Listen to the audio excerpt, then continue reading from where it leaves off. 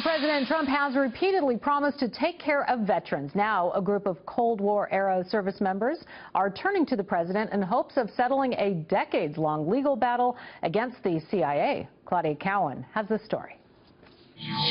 See this guy being carried by his medic and his nurse?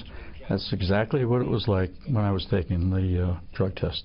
In 1968, while Bill Blazinski was serving in the Army, he volunteered to be a test subject at Edgewood Arsenal, the Army's research lab outside Washington, D.C. The Medical Volunteer Company is an essential link in the chain of our national defense. Between 1956 and 1975, thousands of soldiers took part in top-secret experiments to help the Army develop biological and chemical warfare.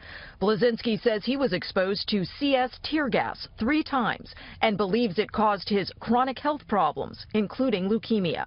I inhaled a drug, a chemical, and within 5 minutes, I couldn't feel my legs. And 50 years later, Frank Rochelle says he still has nightmares after testing a potent hallucinogenic so strong he thought the freckles on his arms had become insects. And I went in the bathroom and tried to cut the bugs out from under my skin.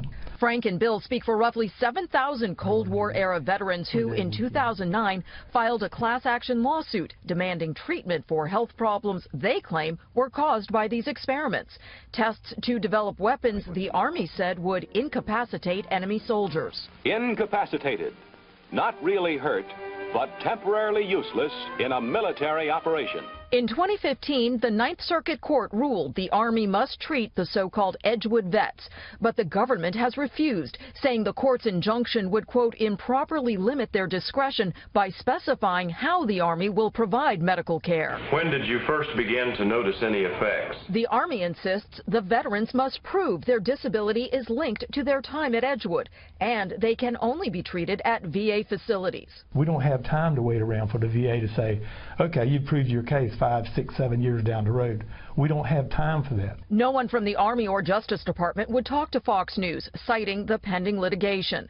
But former Justice Department lawyer and UC Berkeley law professor John Yoo says the government wants to maintain control over how medical care is provided. The government's the one that has to, balance costs against benefits and try to find the most effective, least costly way to get the job done. Even with the litigation going on, it seems like the government's just kicking this down the road. But Frank and Bill argue the case has languished long enough and hope President Trump will order a meaningful settlement soon. He can be the hero.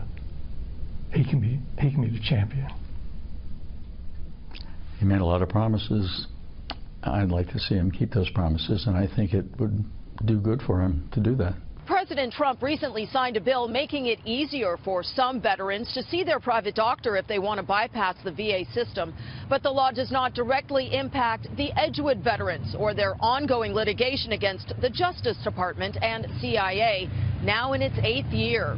In Oakland, California, Claudia Cowen, Fox News.